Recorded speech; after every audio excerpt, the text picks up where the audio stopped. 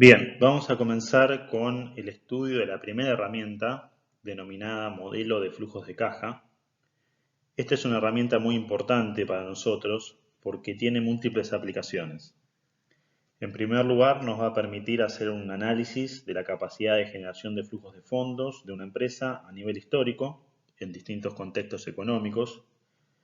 Esto es analizar la capacidad de generación de flujos de fondos operativos, requerimientos de inversión y de financiamiento de esa empresa, como así también la contracara, que son los flujos de fondos que puede entregar a los distintos inversores. Una vez que dominemos el uso de esta herramienta para el análisis de la información histórica de una empresa, vamos a utilizarlo en una segunda etapa en ejercicios de evaluación.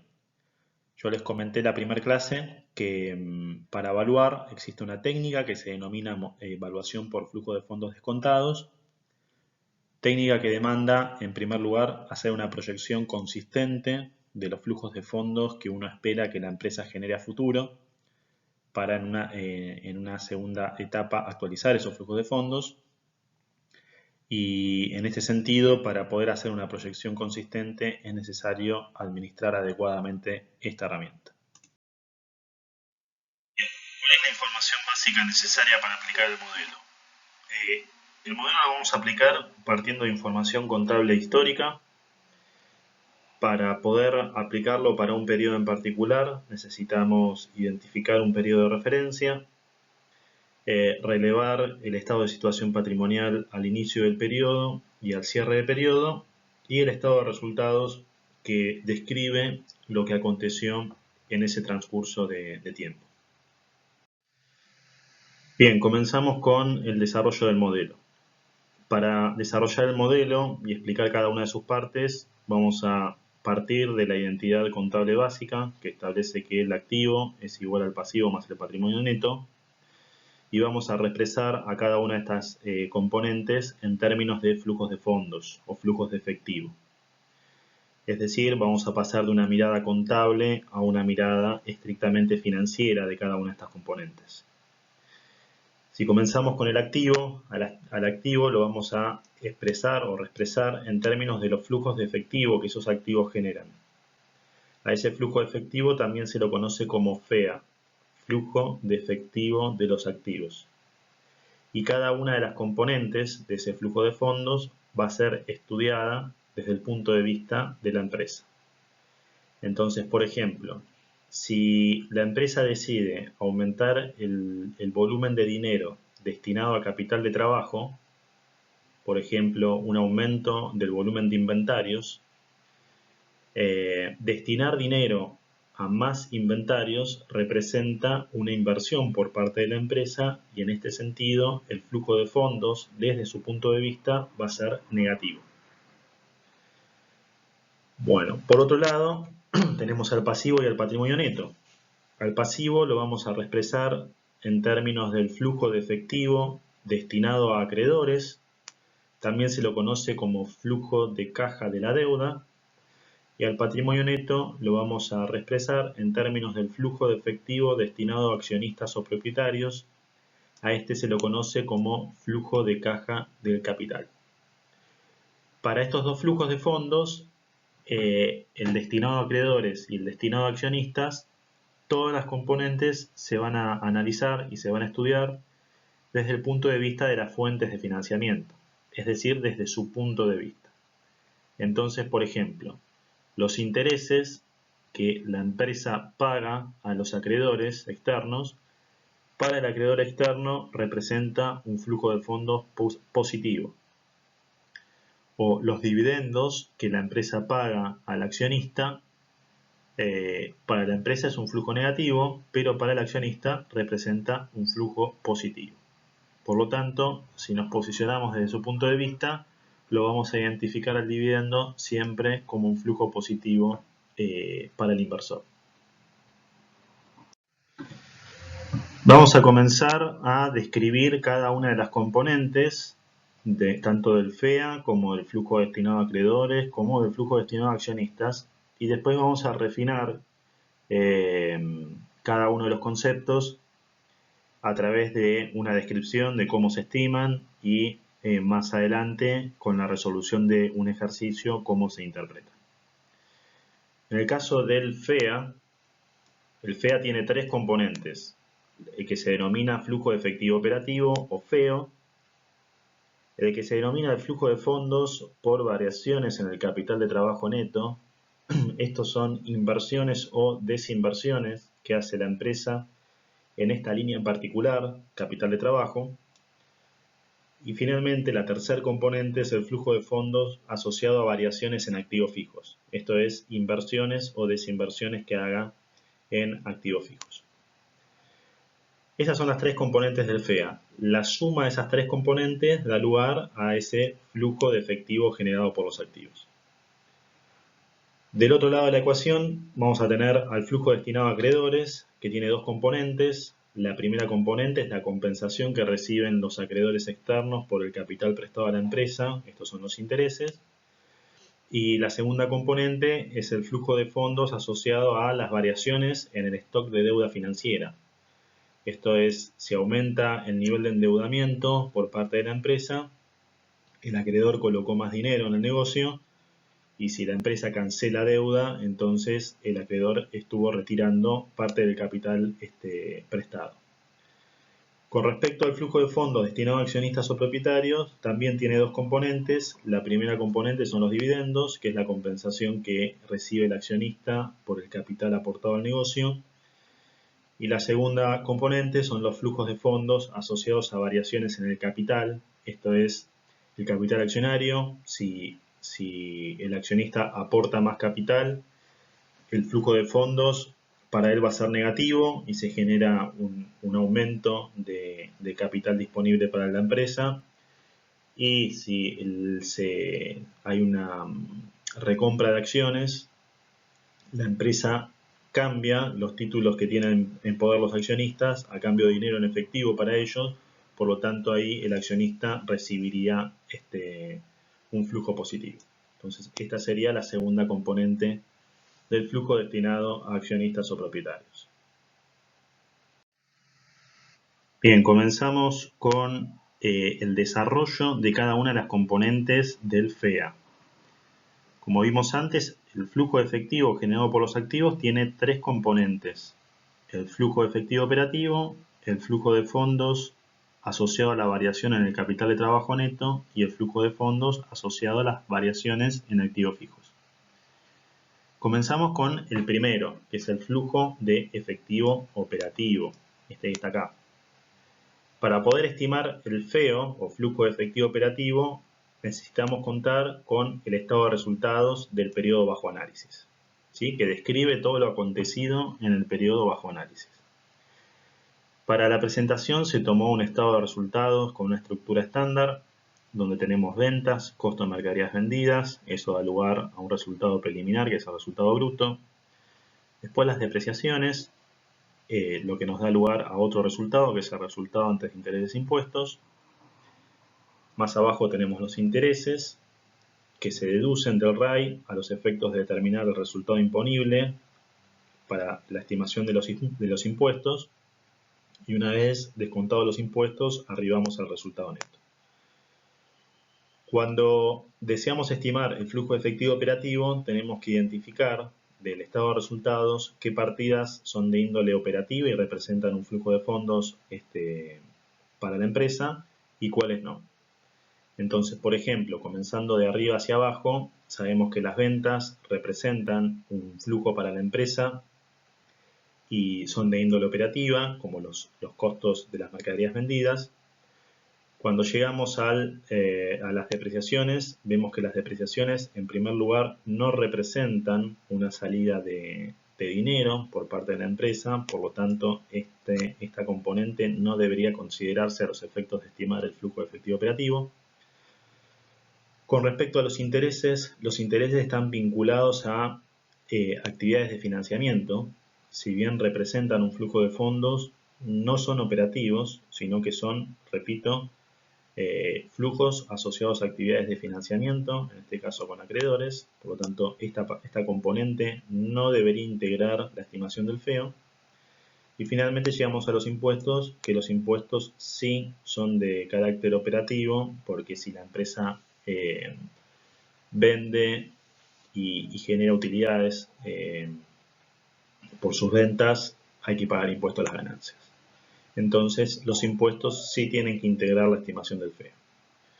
Una forma funcional que se utiliza y que se adapta muy bien a todo lo que tiene que ver con estados de resultados con distintas estructuras es esta que proponemos acá abajo, donde partimos del RAI, le sumamos aquellas partidas que no representan salida de dinero, como las depreciaciones, y restamos los impuestos que son, como dije antes, de carácter operativo. Bien, con respecto a la segunda componente del FEA, es el denominado flujo de efectivo generado por variaciones en el capital de trabajo neto. Esto es lo mismo que decir inversiones o desinversiones asociadas a esa línea, el capital de trabajo neto. Para su estimación podemos desdoblar el procedimiento en dos etapas. Primero vamos a calcular la variación en el capital de trabajo neto y en segunda instancia lo que vamos a hacer es analizar el signo asociado a esa variación. Una vez que integramos los dos pasos, arribamos a lo que se conoce como flujo de fondos generado por las actividades de inversión o desinversión en capital de trabajo. Entonces, voy con el primer paso, que es este que está acá. Para estimar la variación en el capital de trabajo neto, primero lo que vamos a hacer es estimar el capital de trabajo neto final. Luego vamos a calcular el capital de trabajo neto inicial. Estimamos la diferencia entre los dos, hago capital de trabajo neto final menos inicial y de esa manera llegamos a lo que se conoce como variación en el capital de trabajo neto. Bueno, esa variación puede tener dos signos, o bien puede ser positiva o bien puede ser negativa. Si la variación en el capital de trabajo neto es positiva, significa que la empresa invirtió en capital de trabajo. Por lo tanto, el signo del flujo de fondos lo vamos a interpretar como negativo. ¿Por qué? Porque la empresa destinó fondos a aumentar el capital de trabajo que utiliza para sus operaciones.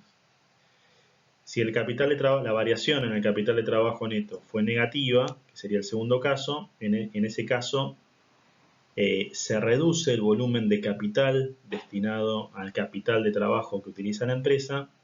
La interpretación es que se liberaron recursos que estaban ahí invertidos y por lo tanto el flujo de fondos para la empresa va a ser positivo. Entonces, primero calculamos la variación en el capital de trabajo neto y luego en una segunda etapa analizamos el signo. Y de esa manera integramos los dos pasos del análisis en la estimación del flujo de efectivo generado por las actividades de inversión-desinversión en capital de trabajo. De esta forma completamos las tres componentes del FEA.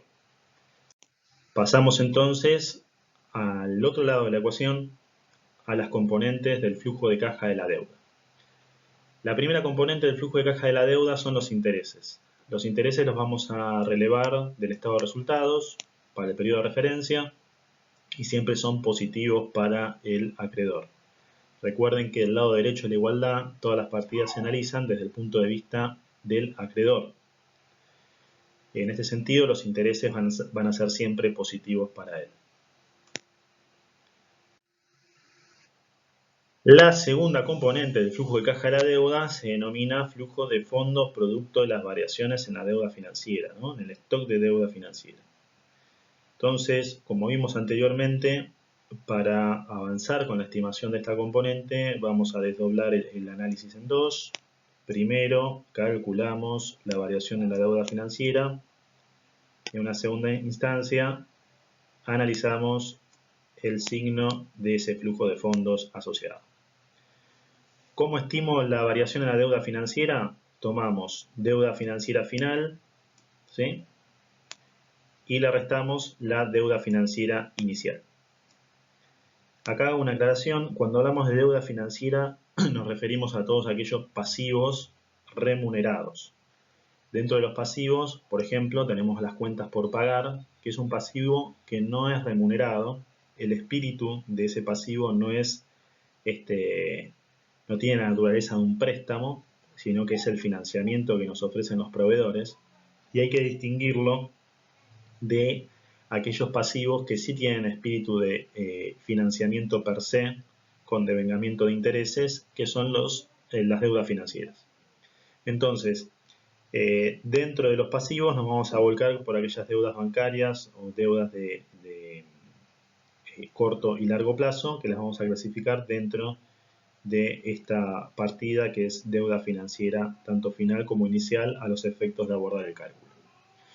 Una vez que identificamos la variación de la deuda financiera, del stock de deuda financiera, si esa variación resulta ser positiva, significa que aumentó el stock de deuda, por lo tanto, el signo del flujo de fondos para el acreedor es negativo, porque significa que estuvo colocando más dinero en el negocio.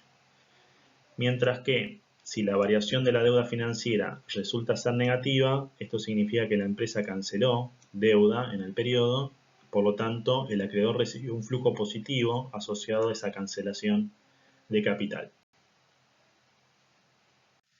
Bien, entramos en el último flujo de fondos a estudiar, que es el flujo de caja del capital o flujo de efectivo destinado a propietarios o accionistas. Este flujo de fondos tiene dos componentes. La primera componente son los dividendos. Como ustedes saben, del resultado neto del periodo, una porción de ese resultado va a ser retenido en la empresa, es la que denominamos utilidades retenidas, y otra porción va a ser distribuida como dividendos. Por lo tanto, tenemos que identificar cuál es la política de pago de dividendos de la empresa, relevar del resultado neto cuánto queda retenido y cuánto va a ser distribuido. Ese dividendo va a ser siempre un flujo de fondos positivo para el propietario.